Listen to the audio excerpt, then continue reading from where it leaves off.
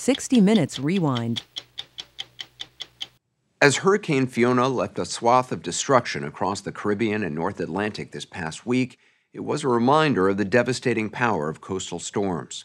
Scientists are predicting more intense weather because of climate change, but they're also warning that one of the best existing sources of protection from waves and floods is dying off. By serving as natural buffers, coral reefs prevent billions of dollars in damage to the U.S. each year, according to the U.S. Geological Survey. The state of Florida, which has been hit by 18 hurricanes over the last 40 years, has one of the largest barrier reefs in the world, but nearly 90% of the living coral in the Florida Keys has disappeared during that time. The situation's so serious that marine biologists have stepped up their efforts to find innovative ways to try to rescue the reefs. And that's what our story tonight is about. It involves strange underwater farms, the U.S. Department of Defense, and more than we ever thought we'd need to know about the sex lives of coral. We left Miami behind us and headed 2 miles off the coast with marine biologists Andrew Baker and Diego Lerman. They're old friends and colleagues, professors at the University of Miami who've seen firsthand how the reefs have changed. The whole of the Caribbean is seeing a lot of coral loss and die-off as a result of climate change, but also water quality and pollution. But Florida Keys probably leads the way in terms of the sheer amount of coral that's been lost. And that's why, in this spot in the ocean, the University of Miami has built something you'd normally visit on land to buy a tree or a rose bush, a nursery. This is our coral nursery. This is where we, just like you do on land, you grow your corals, you prune them, and then you put them somewhere else on a natural reef. Andrew, you good? All right, don't forget to close your ambient breathing valve. The water was murky and the current strong as we went to take a look. A nurse shark checked us out but quickly lost interest. Corals are often confused with rocks or plants, but they're actually colonies of tiny animals called polyps, whose calcium carbonate skeletons build the reefs and protect the shores. After a short swim, we came upon an area with 40 of these tree-like structures. What are we looking at? Hanging from them, like Christmas ornaments, are pieces of living coral that have been pruned from healthy colonies all over Florida. They're positioned close to the surface so they get lots of sunlight and nutrients, and occasionally cleaned of macroalgae that can damage them. Andrew Baker explained. And the great advantage of these nurseries is they allow us to grow lots of coral tissue very quickly. They grow faster in these trees than they do on the reef.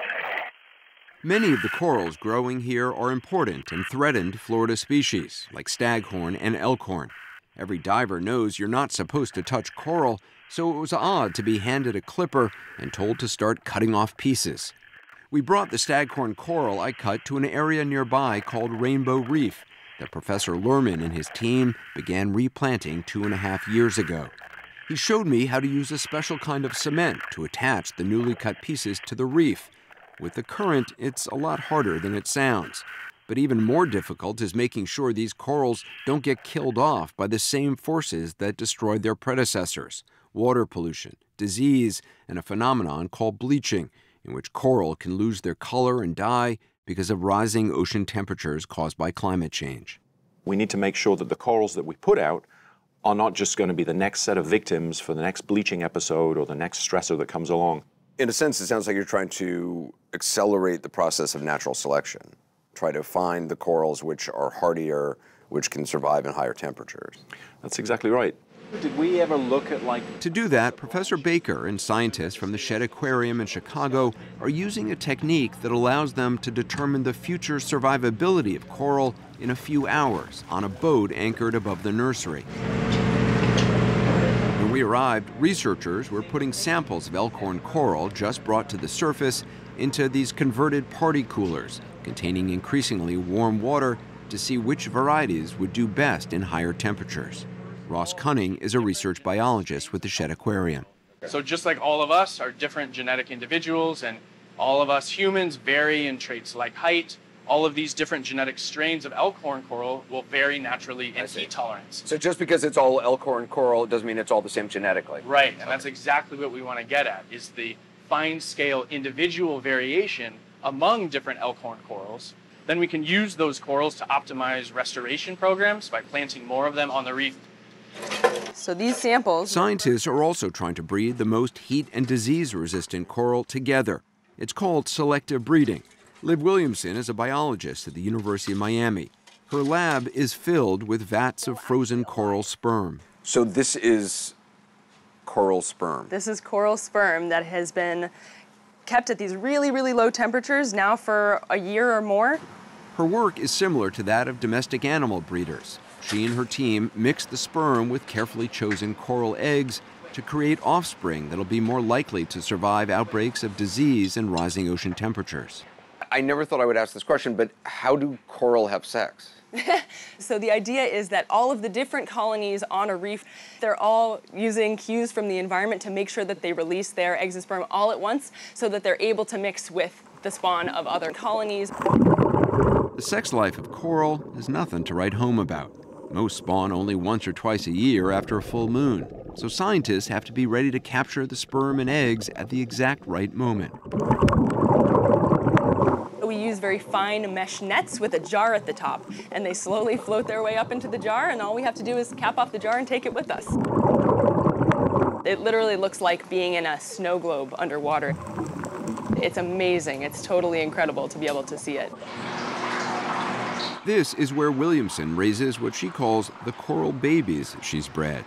The blue light mimics sunlight filtering through the water, helping them grow. This particular brain coral baby that you're holding right now is actually the offspring of a coral colony here in Miami that we think is resistant to disease. So you know the history of these polyps? Yeah, in many cases I collected them as eggs or sperm, or I put them together to fertilize them. Have been there really since birth, if you will.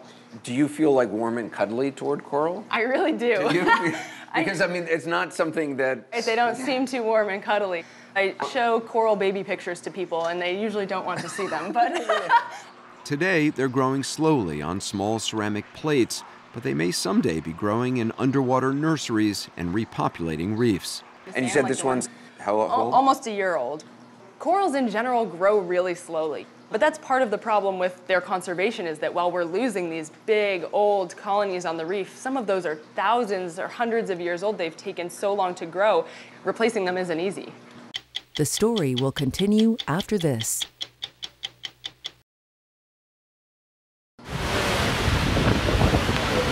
But with less coral serving as a natural buffer, many communities need more protection right away from increasingly powerful storms that have been battering their shores. One way researchers hope to restore coral and provide more immediate protection along the coast is to create hybrid reefs.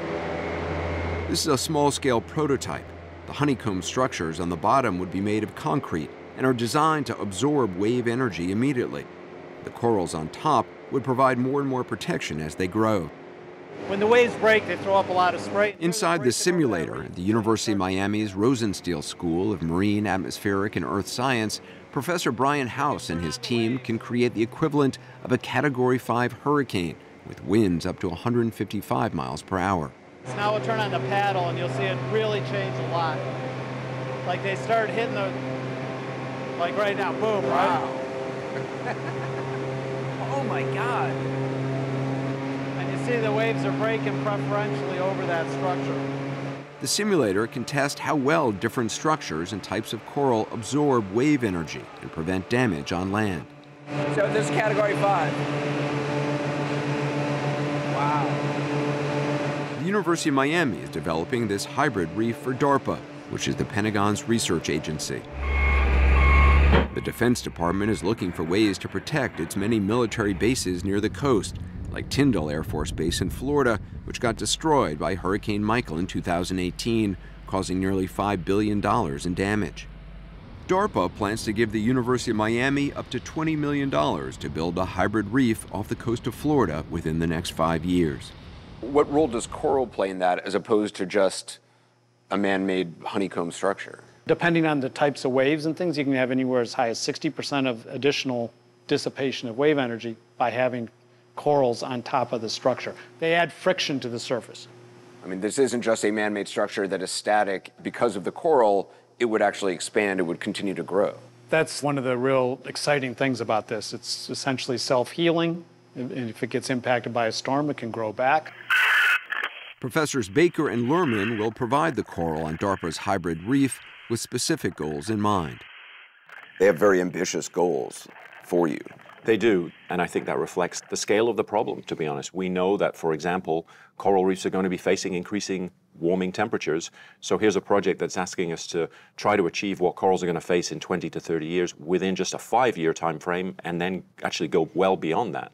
So they're saying within 5 years that they want you to be able to find coral that can resist a 2 degrees centigrade rise in temperatures in the ocean? That's right. 2 or even 3 degrees centigrade warmer temperatures. Were you surprised that DARPA was interested in your work?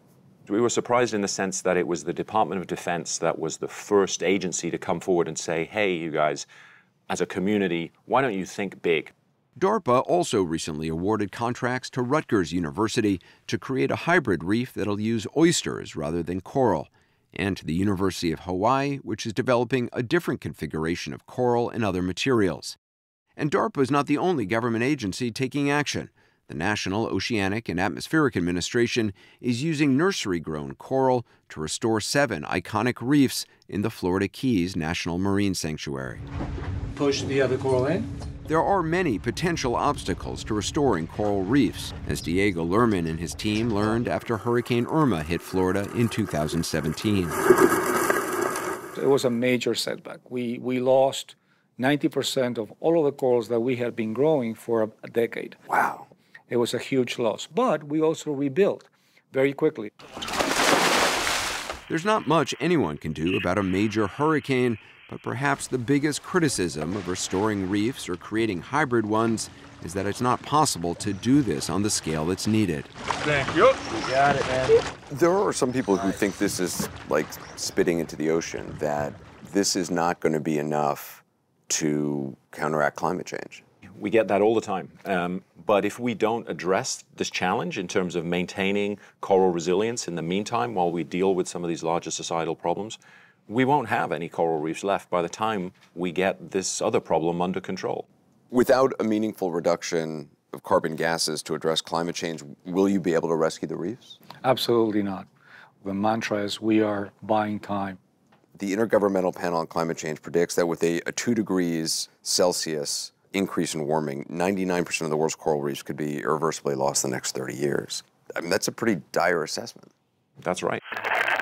So coral reefs are on their way to becoming probably the first global ecosystem that we'll lose as a result of climate change. So, we have no time to lose.